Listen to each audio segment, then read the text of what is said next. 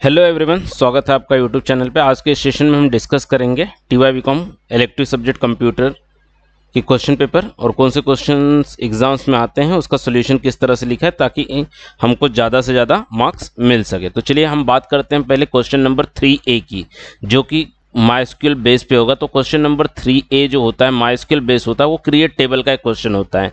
दो क्वेश्चन होते हैं, दोनों में से कोई एक करना होता है। क्रिएट टेबल का ही दोनों क्वेश्चन होता है। तो आज हम देखने वाले हैं कि क्रिएट टेबल कैसे किया जाता है। तो देखिए क्वेश्चन है ये हमारा, ये यूनिवर्सिटी के जो क्वेश्चन पेपर है उससे उठाया मैंने क्वेश्चन। तो क्वेश्चन क्या है, write a MySQL statement to create table. Okay, पहले तो हमें क्या करना है, क्रिएट टेबल का कमांड लिखना है, माइस्क्यूएल कमांड लिखना है क्रिएट टेबल के लिए। टेबल का नाम क्या है, टेबल का नाम है, जस्ट 1 मिनट, ये डिसेबल कर दूं मैं, इसी की वजह से प्रॉब्लम हो रही है। Just 1 minute. ओके, चलिए अभी डिसेबल हो गया। तो create table, just 1 minute,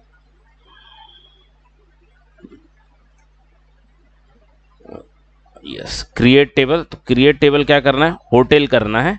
having the following column registration number, तो एक टेबल क्रिएट करना है जिसमें क्या होना चाहिए, कॉलम। ओके, तो कॉलम कैसे, पहला कॉलम क्या होना चाहिए, आर नंबर होना चाहिए, जिसका डेटा टाइप क्या होना चाहिए, इंटीजर होना चाहिए, और वो प्राइमरी की होना चाहिए।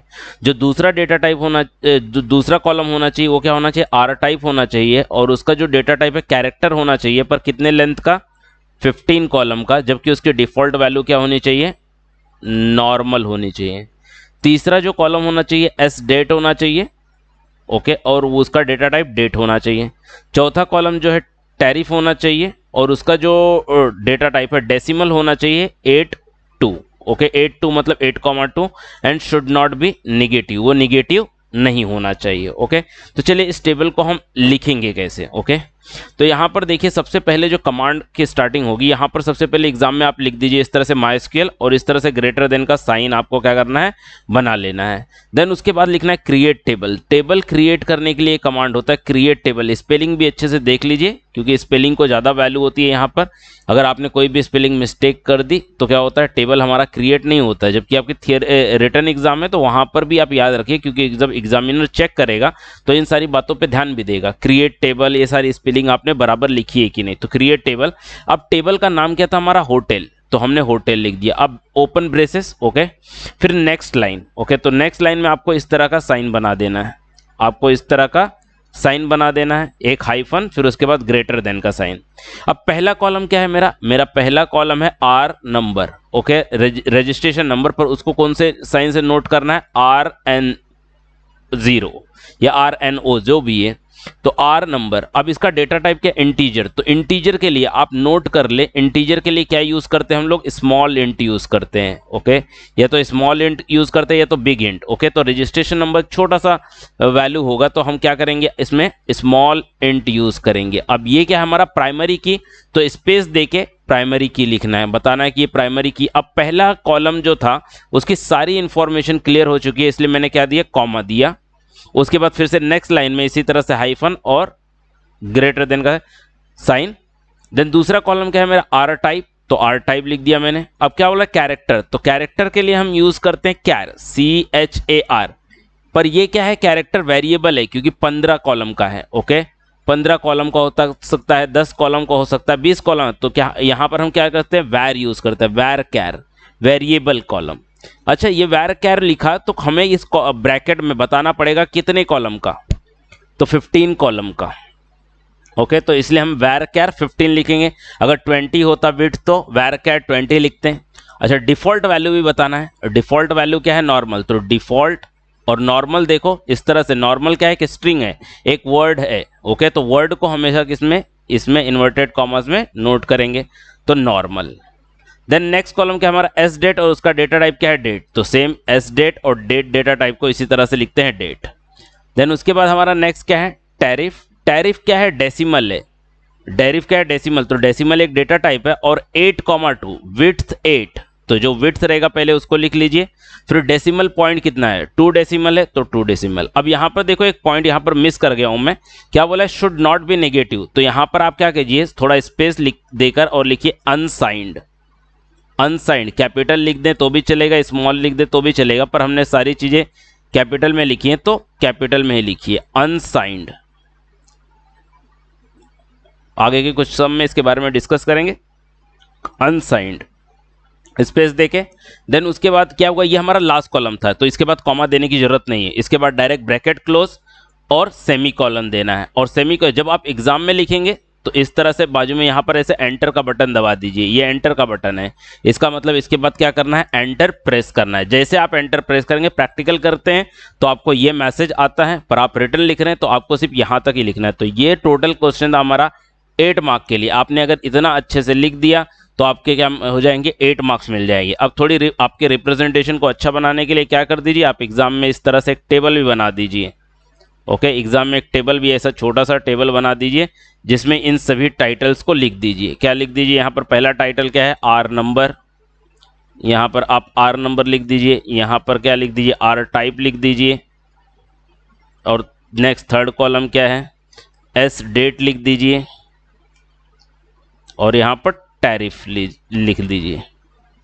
तो क्या होता है, वो पता चल जाता है कि आपका टेबल ये नहीं है। ठीक है, तो इस तरह से 4 कॉलम का टेबल बन चुका है। अब एक क्वेश्चन और देखते हैं। अगला क्वेश्चन क्या है, write a MySQL statement to create a table library. तो टेबल बनानी है हमें लाइब्रेरी। ओके, तो देखिए मैंने कमांड क्या लिख दिया, create MySQL greater than. Okay, पहली बार में ग्रेटर देन, सेकेंड टाइम से हाइफन स्टार्ट होगा। माइस्क्यूएल क्रिएट टेबल, टेबल का नाम लिख दिया मैंने, लाइब्रेरी।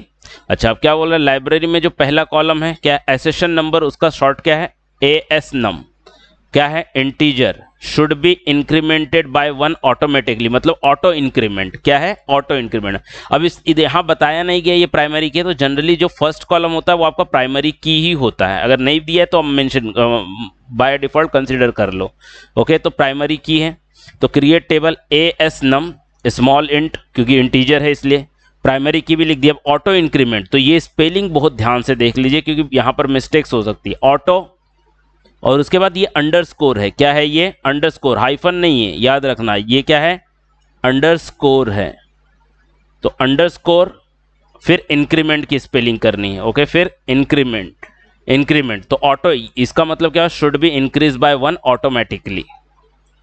देन नेम, दूसरा कॉलम क्या है मेरा दूसरा कॉलम क्या है, नेम, और क्या होना चाहिए, कैरेक्टर होना चाहिए। ओके, कैरेक्टर होना चाहिए, पर कितने का, 25 का। तो वैर कैर आएगा मेरा, तो मैंने यहां पर लिख दिया नेम वैर कैर 25। आगे क्या बोला है, शुड नॉट बी एम्प्टी, ये एम्प्टी नहीं होना चाहिए। ये क्या होना चाहिए, एम्प्टी नहीं होना चाहिए, इसलिए मैं यहां पर क्या लिख रहा हूं, नॉट नल।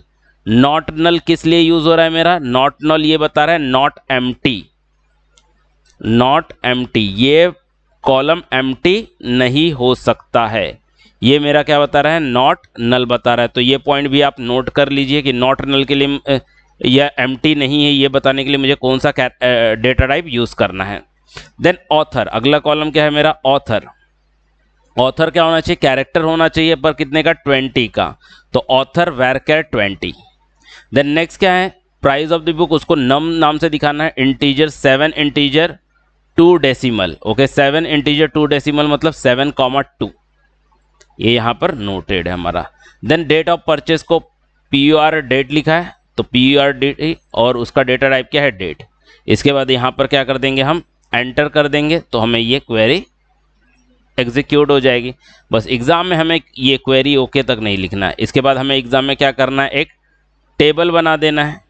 एक क्या करना है, टेबल बना देना है। जितने कॉलम है यहाँ पर 1 2 3 4 5 कॉलम बना देना है, 3 4 5। अब हर एक कॉलम के टाइटल पे दे देना है यहाँ पर AS नम, जैसे मैंने इससे पहले वाले में, यहाँ पर नेम, यहाँ पर ऑथर नेम, यहाँ पर नम, और यहाँ पर परचेज डेट।